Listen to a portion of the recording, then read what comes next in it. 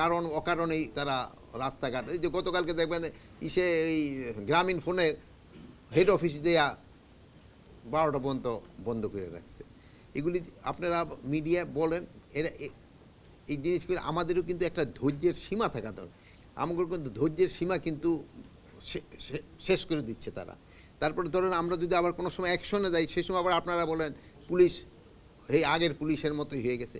এই ক্ষেত্রে আপনারা তাদের একটু বলা দরকার যে তারা যেই এই যে কারণে অকারণে করতেছে, তারা এটা রাস্তাঘাট ব্লক না করে তাদের যে ঊর্ধ্বতন কর্তৃপক্ষের কাছে তারা জানাইতে পারে।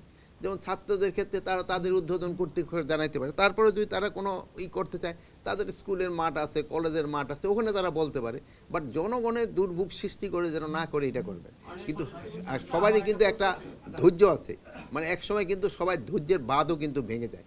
জনগণের কিন্তু ধৈর্যের বাঁধ ভেঙে যাবে।